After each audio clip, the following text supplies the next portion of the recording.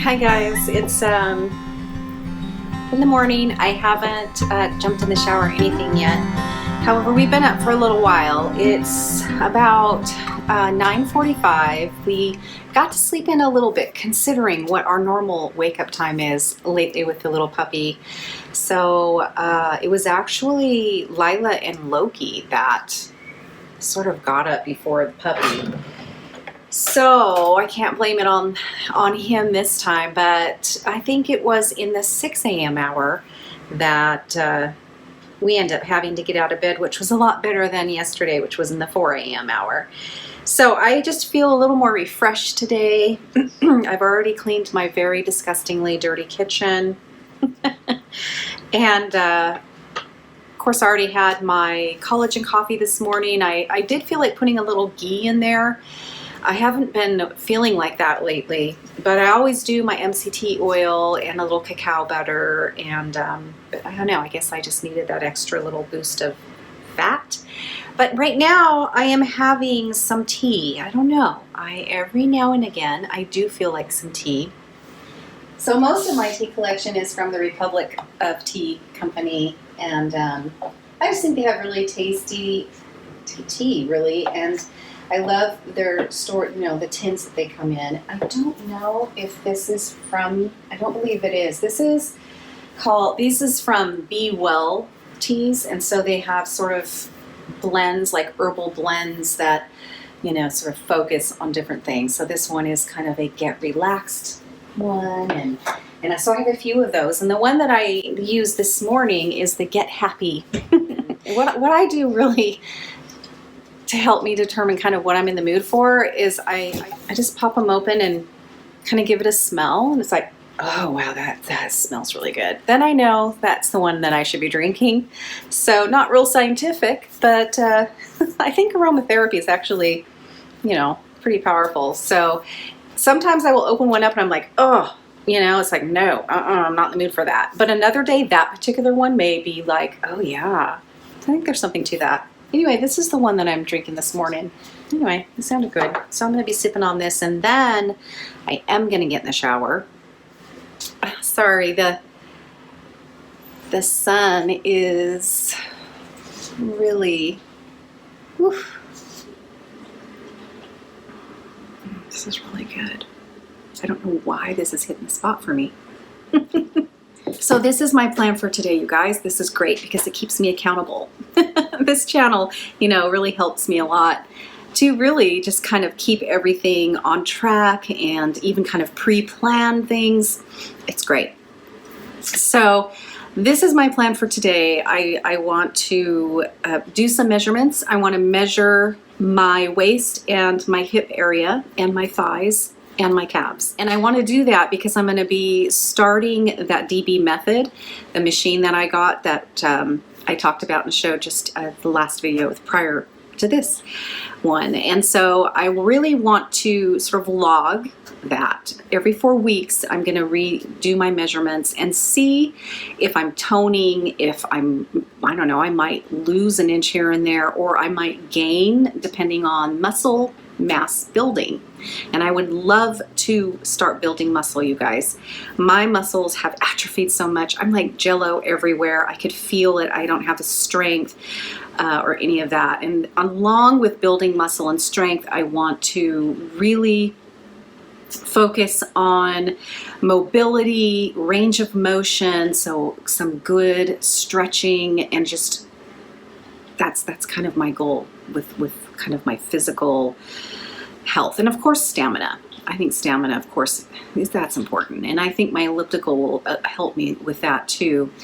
So for now, I really do want to start on that DB method. So I'm going to do that today. And then I also want to record my first little workout with that. Guys, that video that came up here right before this one. And I just got on it, and just sort of played with it a little bit after I recorded. Didn't do much of anything. I felt it the next day. It's like, okay, it's like my right calf. I don't know why it's just my right calf. I definitely was able to zone in my glutes because they were just a tiny bit sore. I mean, I wasn't like super sore, but I definitely felt I engaged some muscle there. My thighs. So that's promising, but I'm going to have to be careful. I can tell it is really sort of a very zoned in kind of workout. I can tell. So I'm kind of excited about that. I'm hoping this will sort of prove that we can turn things around. It just takes time and patience and commitment. And we have all of that, especially these days, I feel like. So cheers to doing that. So along those lines of kind of, you know, wrapping my head around this next sort of level, this next phase of my getting healthier journey is, you know, adding that component of exercise to increase that muscle strength, mobility, and all of that. Is back in the day, little fact about me, I guess, I was very hardcore, not big bulky or anything like that, but I was really super into bodybuilding. Now I'm talking, this was in my teens and into my 20s. I mean, I was really into it. I worked out with a very inexpensive little sort of weightlifting bench. I had some barbells and dumbbells, not a lot. And it just proves you really don't need much to do some amazing things, you know, with your body. You don't need to invest in super expensive equipment. And back then, my mom and dad didn't have the money. They knew this was something that I was really into. So one Christmas, they got me that workout bench, very basic workout bench. And I used it to death. So I have great memories wrapped around that. But yeah, I'd go out in our garage and work out for like a couple hours almost every day and doing just different things. And I loved it. Man, it was great. And it was a really great thing, I think, as a teenager to get focused on because, you know, teenagehood is not fun. Well, I mean, it was fun, but, you know, it's just a weird time in your life. And you're trying to sort of find yourself and all of that. So I don't know. I think it's great that I immersed myself in something that was good for me rather than go down that road of a lot of other kids would. And especially growing up in a small town, you know, it's really easy to just, you know, kind of go down a different path. But when I touched on a little bit about that visualization and how powerful it can be, that's when I really remember utilizing visualization pretty strongly. And I would feel myself in the body that I wanted. And you just try to engage all your senses, sight, smell, all of it as much as you can, and as in much detail as you can. And you would be amazed at how your brain will make it happen for you.